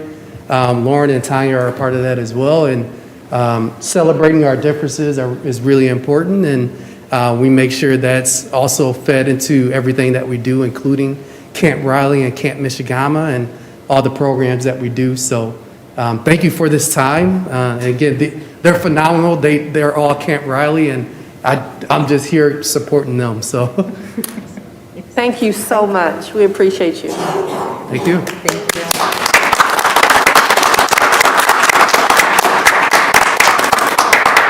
We'll move to our last discussion item before public comment, and this is related to policy 5002 on our fund balance target range. Mrs.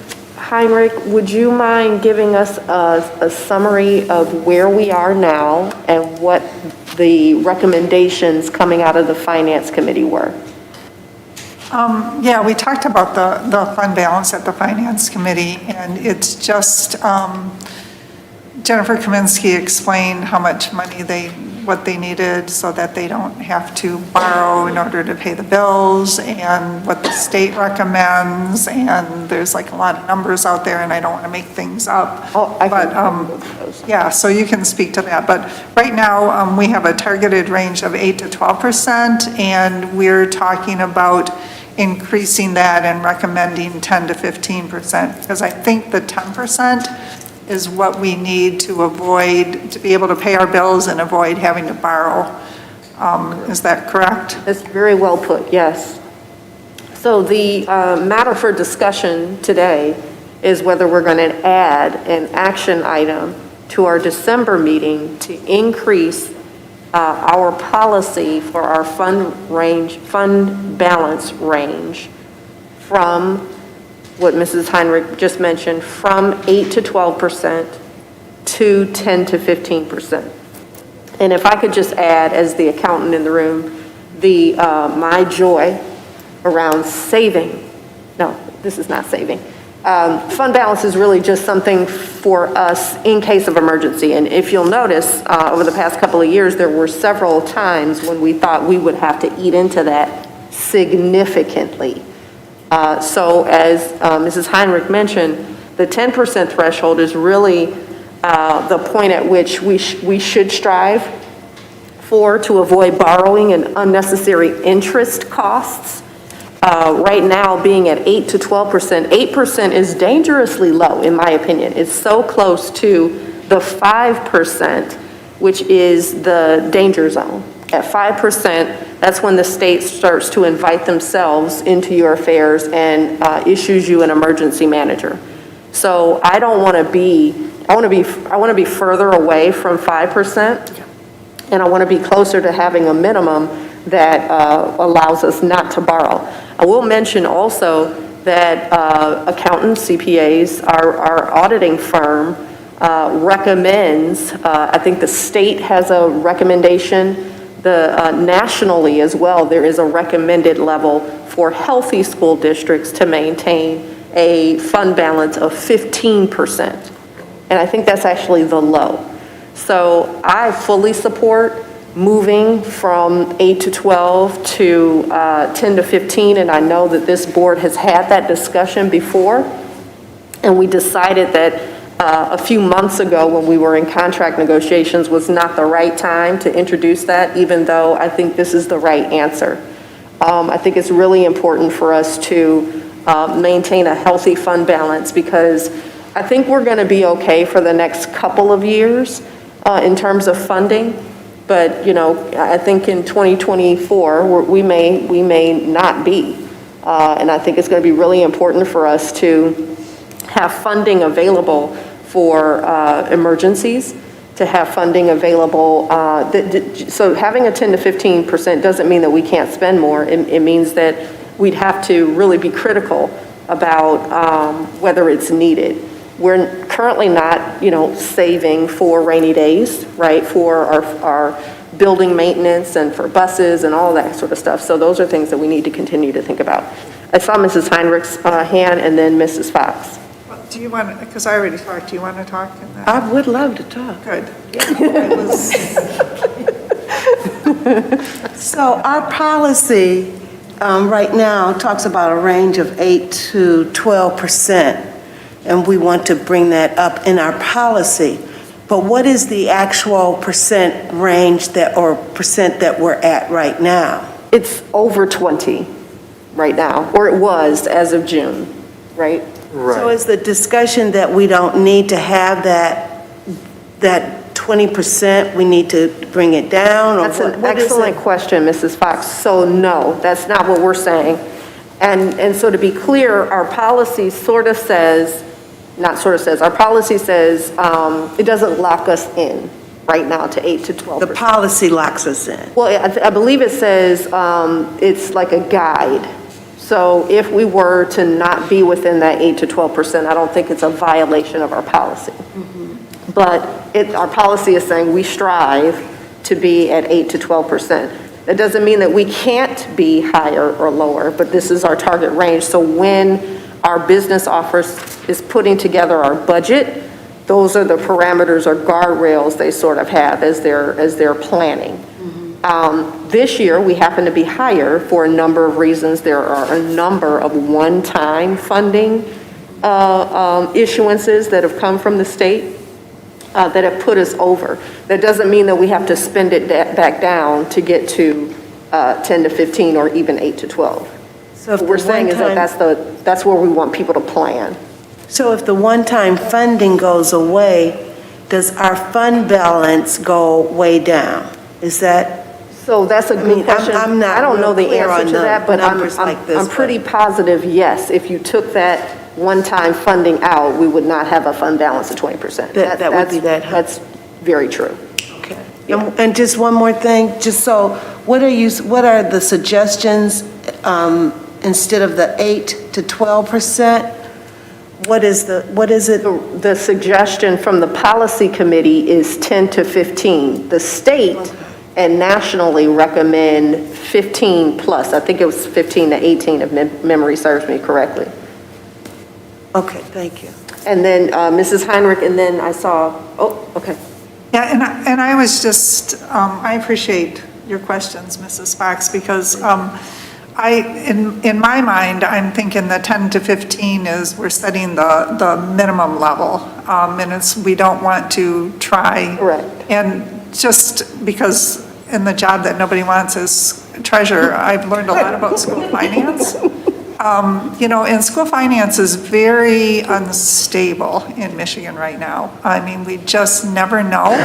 And just listening to Dr. Delgado in his plans and things, I feel like this gives him good guidance in being fiscally responsible, because that's his job, to set the budget and work with the business office. And so by raising the minimum from 8 to 12 to 10 to 15%, then that gives him a good target as far as making decisions, budgeting decisions, and working with the resources that we have in keeping our school district financially sound.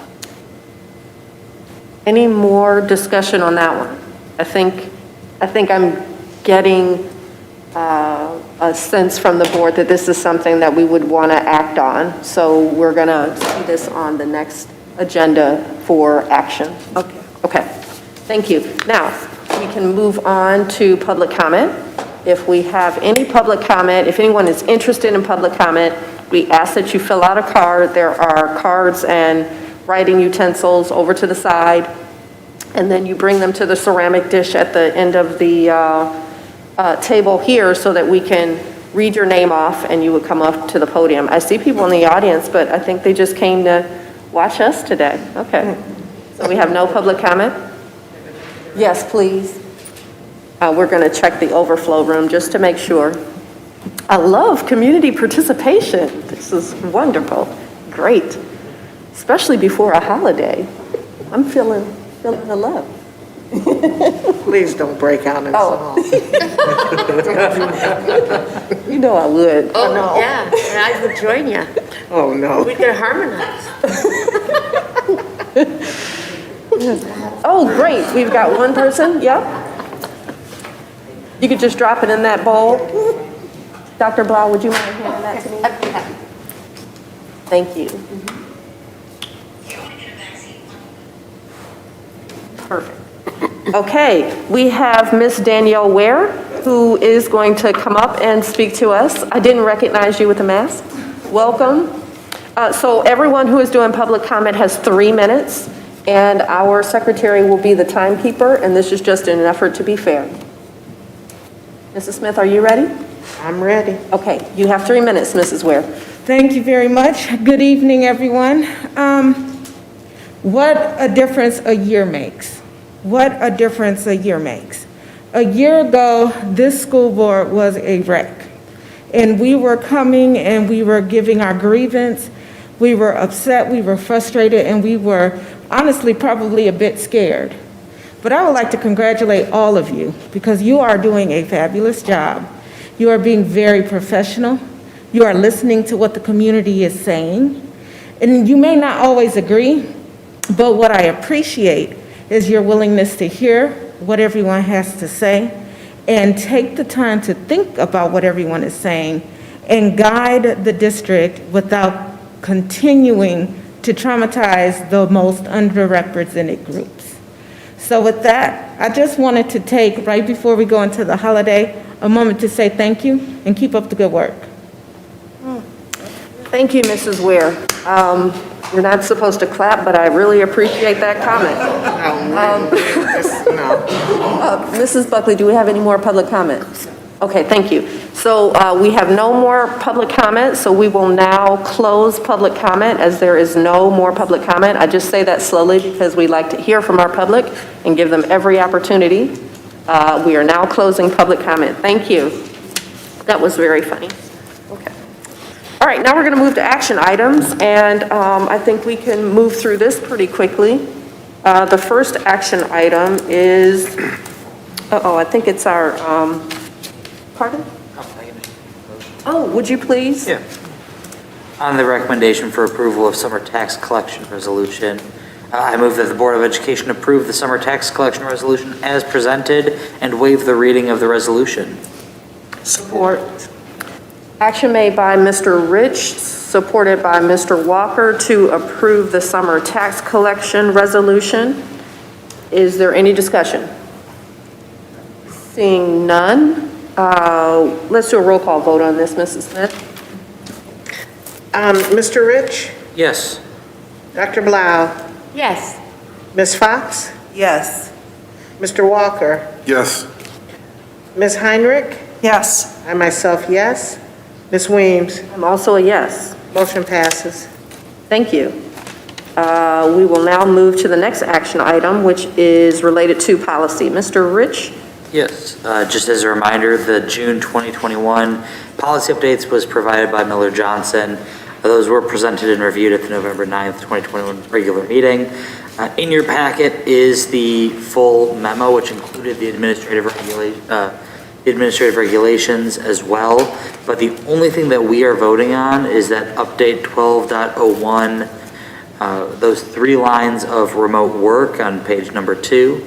So it's just those 3. Everything else is just for your information as things that were presented to the board. So with that in mind, I move that the Board of Education approve the update to policy 4003 as presented. Support. Motion has been made by Mr. Rich, supported by Mr. Walker, to approve the update to policy 4003 as presented. Is there any discussion? Seeing none, all in favor? Aye. Any opposed? Any abstentions? Motion carries. Thank you very much. We will move now to the treasurer's report. Yes, I move that the Board of Education approve the expenditures as outlined in the expenditure printout dated November 23rd, 2021 as follows. General Fund, $7,677,390. General Fund Athletics, $192,205. Debt Fund, 0. Capital Projects, Technology and Other Projects, 0. Capital Projects 2018 Bond Fund, $183,749. Capital Projects 2020 Bond Fund, $2,243,153. Nutrition Services Fund, $360,409. Benefits Stabilization Fund, $1,402,021. Total, $12,058,927. Is there support? Support. Motion made by Mrs. Heinrich, supported by Mrs. Smith, to approve the November 23rd expenditures. Is there any discussion? All in favor? Aye. Any opposed? Any abstentions? Motion carries. Very good. Now moving on to the consent agenda. Mr. Rich? I move that the Board of Education approve the November 23rd, 2021 consent agenda as follows. A, approval of minutes for the November 9, 2021 regular meeting. B, Head Start Director's monthly report. And C, personnel items. Support. Motion made by Mr. I was going to say Mr. Zach. Motion made by I'll take Mr. it. Rich. Long as you Supported don't by call Ms. me Mr. Zach. That's Supported by Mr. Walker to approve the consent agenda. Is there any discussion? Oh, I'm just, was it Mr. Walker that supported? It was me. oh, I just have a thank you, deep Mrs. voice. Buckley, for that point of order. Okay, so motion made by Mr. Rich, supported by Mrs. Smith to approve the consent agenda. Is there any discussion? Seeing none, all in favor? Aye. Any opposed? Any abstentions? Motion carries. Thank you very much. Thank you for that correction. Okay, reports from board representatives. Any reports from board representatives? Mrs. Smith? I know I'm not on FAPN, but FAPN reached out to me to just say happy holidays, but they are looking forward to working with Dr. Delgado and the rest of the board in the community due to the fact that they did know that we had students come to our last board meeting speaking on the behavior issues.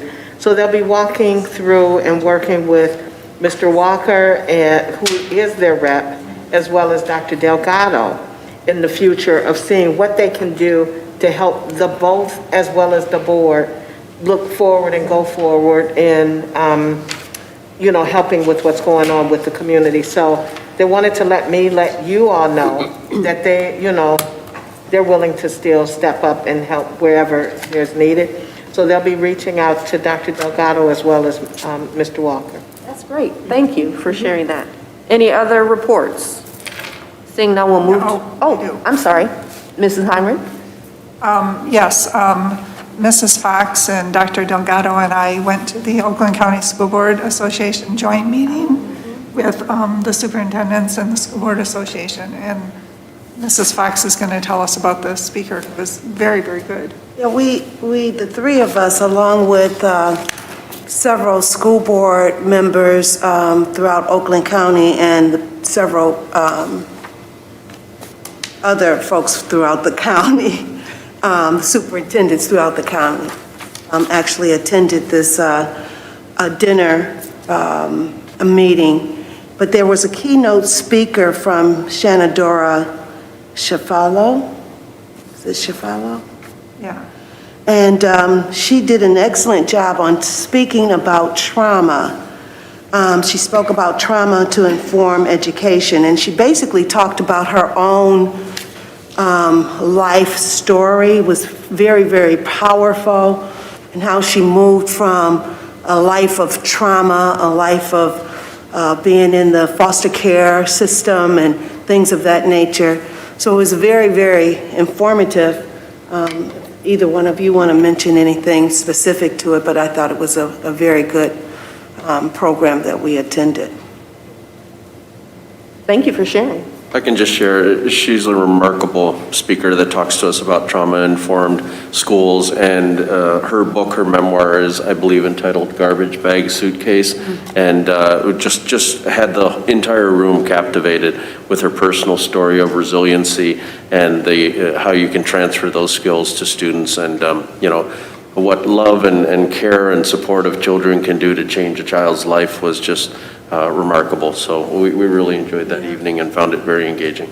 I think just one more thing that I thought was just amazing was how she talked about her home life and how many times educators or teachers are in the classroom to teach just that content, but that is so much more important to understand that many of our kids are coming from a trauma environment on a daily basis. And we've got to be able to see that and work and develop relationships with these kids. Thank you. And she just highlighted how, for so many people, it just takes one person to believe in them And oftentimes, it's a teacher or it's a coach. And speaking from myself as an educator, when I started in education, my goal was to teach algebra. And I learned that there's so much more, and those were things that I didn't learn in college. I learned through experience.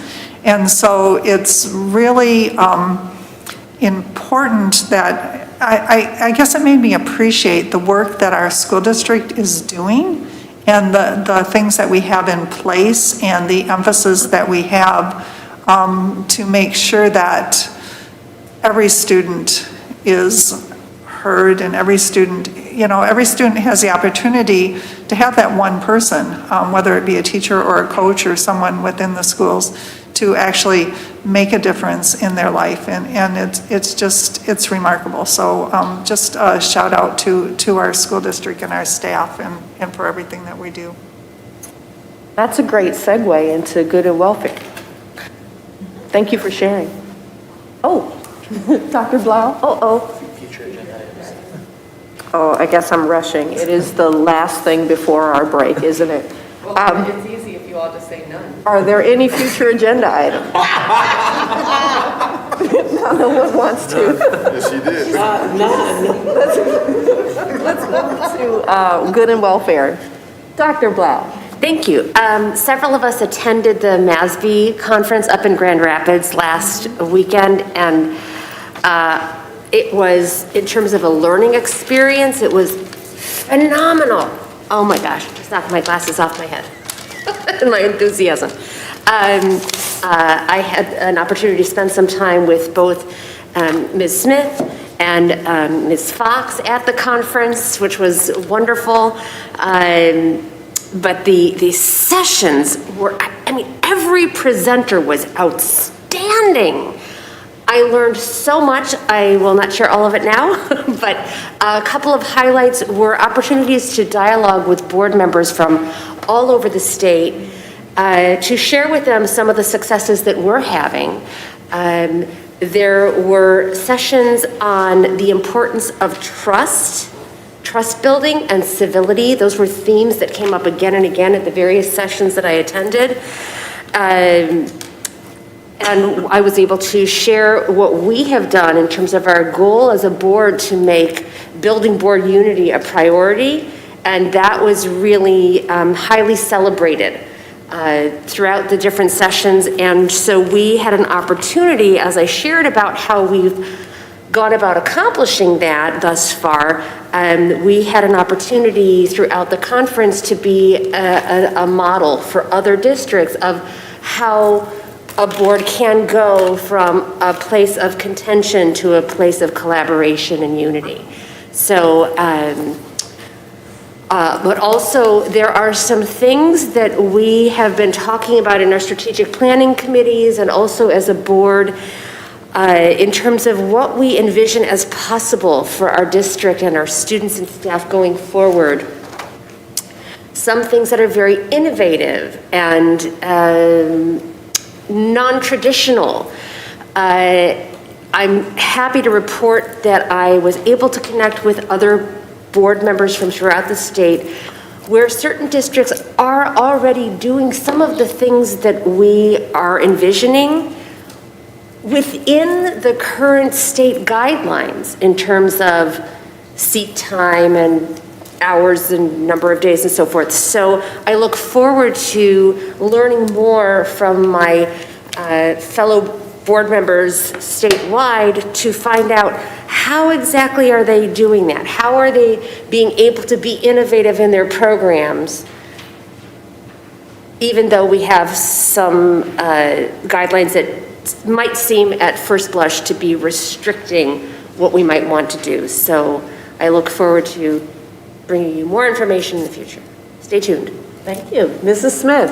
I had the opportunity also as well to go up Wednesday, and I came back on Saturday morning. But what I want to say is many times this district does not love me, but I love this district. I am proud that we have Dr. Delgado and his cabinet, Dr. Goodrum, and Dr. Coffin and Diane Bauman. We did have an incident that was, which I don't want to go into, that happened in Grand Rapids. But it felt good that I can reach out to my board president and my superintendent and my colleagues, as well as his cabinet. Despite what we're going through in this community, we are stellar when it comes down to handling diverse issues. When the incident took place, the first thing people asked was, how do you fix this? What would you all do in Farmington? Well, the first thing I did was I kind of threw you under the bus, but I let it be known that I have a superintendent and a DEI person, as well as his cabinet, that is going to help me work with this. So you will be hearing more coming from Michigan School Board and our community working to help with the race issues throughout the state of Michigan. But on a lighter note, we had a speaker that was phenomenal, a young man, and I had planned to buy this book for all of you, but they had ran out. So I'm gonna go on Amazon to get everybody. So this book here, it might be a late Christmas gift, but it's coming. You all will get this book. We had a young man that came to Grand Rapids. He had some problems growing up as a young man, and he grew up, with an abusive stepfather that was a pastor, went to the life of selling drugs, using drugs. Well, he went to one of the best colleges in the world, Ivy League College, and he was doing a little plagiarism. This book, he didn't plagiarize this, but he did some things that caused him to have a teacher to stop and pay attention to him and love him, not just want to get him through school. And that's what we are doing. We are loving our children, not loving what we do.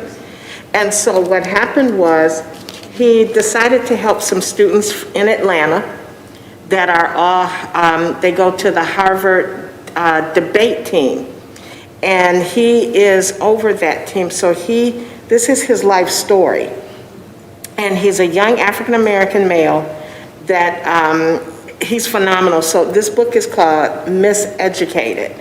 And so I plan on giving copies to my colleagues, as well as reaching out to the cabinet if you all would want a copy of this.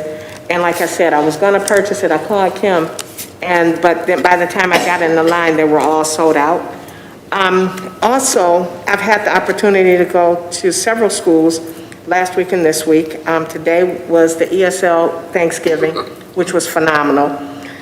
Yesterday, I went to Power for the Innovation Classroom. And I'll say, an idle mind is it's a devil's workshop. So when you just sitting in a class and you're bored, things happen. But when you're in a class where you're learning how to build bird houses and making bowls and everything, making hands, you don't have time to get in no trouble. So this class and this innovation class is doing wonders. Going to these schools, hearing how they're happy that we're embracing the DEI, and knowing that that's part of the strategic plan has become a big thing here. So on that note, I just want to say happy Thanksgiving to everyone. This has been a rough year, but let's not sweat the small things. Let's remember a lot of people lost their lives during COVID.